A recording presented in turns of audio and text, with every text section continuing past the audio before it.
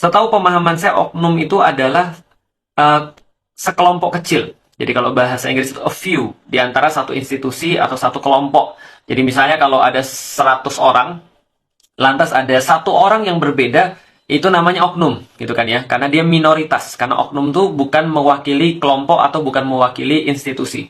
Tapi orang-orang mulai bertanya, kalau oknumnya banyak dan pangkatnya tinggi, atau misalnya sudah terbiasa di umumnya sudah dianggap begitu, itu apa masih bisa disebut dengan oknum? Atau jangan-jangan memang sistemnya yang salah? Ya, nanti kita akan bahas ke situ. Tapi oke lah. Ada oknum orang-orang yang ada di Polri itu melakukan hal-hal yang ngeri dan sadis. Seperti yang dilakukan kemarin ketika yaitu peristiwa berdarah di Duren 3 itu ya. Duren 3 atau Duren Sawit ya. Peristiwa berdarah lah pokoknya. Itu kan sangat menampakkan hal yang sebaliknya sebagaimana yang digaung-gaungkan. Yang digaung-gaungkan adalah kalau orang beragama itu dia pasti sadis, dia pasti bunuh orang, dia pasti menganggap orang-orang yang selain dia tuh adalah musuh, yang harus jihad di situ, yang harus dibunuh dan seterusnya. Maka muncul kata-kata jangan suriahkan Indonesia misalnya, seolah-olah kalau semakin banyak kelompok-kelompok Muslim yang memperjuangkan Islam, seolah-olah semakin dekat dengan kekacauan, semakin dekat dengan peperangan, semakin dekat dengan kengerian, karena dianggap orang-orang kelompok-kelompok Islam yang mereka bold dalam Islamnya, yang mereka ingin memperjuangkan tegaknya Islam tuh garis keras. Nah, itu. Jadi kalau garis keras tuh semua dipandang musuh. Yang nggak sesuai, yang nggak sama kayak dia dibunuh, yang nggak sama kayak dia disakiti. Pokoknya yang beda hancurkan. Nah, seolah-olah kayak gitu.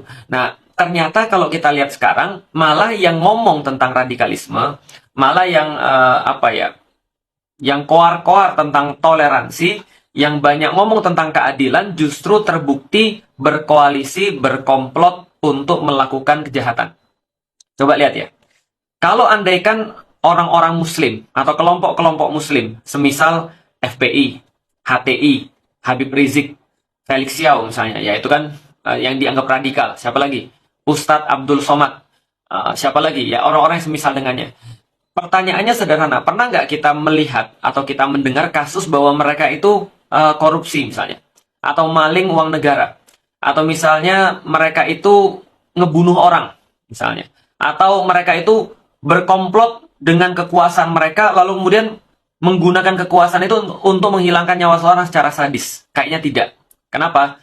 Sesadis-sadisnya seorang Muslim, ketika dia berpegang pada agama, dan kalau kita bicara tentang kelompok-kelompok Islam, tentunya mereka berpegang pada aturan agama dong. Maka aturan agama itu justru di dalam Islam, kalau dia dipelajari, justru melarang perkara-perkara sadis bahkan pada saat perang. Misalnya Rasulullah itu melarang ketika perang, bahkan ya ketika perang itu memutilasi misalnya, atau mencincang-cincang itu nggak boleh, atau memperlakukan mayit secara tidak sopan, itu juga sudah tidak boleh. Jangankan pada manusia. Bahkan Rasulullah berpesan ketika sebelum pergi perang itu, jangan potong pohon tempat orang berteduh.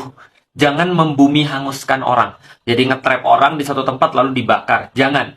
Jangan mencincang. Jangan mengganggu anak-anak. Jangan mengganggu perempuan. Jangan mengganggu tokoh-tokoh ulama dan mereka yang tidak terlibat dalam pertempuran. Itu nasihat Rasulullah SAW. Mereka terikat dengan itu. Tapi orang yang nggak belajar agama ini bisa sadis sesadis-sadisnya. Ya, seperti yang kita lihat itu. Sehingga kalau bicara tentang radikalisme, bicara tentang intoleransi, justru kalau kita lihat yang sekarang, orang-orang yang paling sering ngomong tentang intoleransi, orang yang paling sering ngomong tentang deradikalisasi, orang yang paling sering ngomong tentang ekstremisme, garis keras, justru mereka inilah yang menunjukkan sekarang perilaku-perilaku yang justru mereka omongkan sendiri.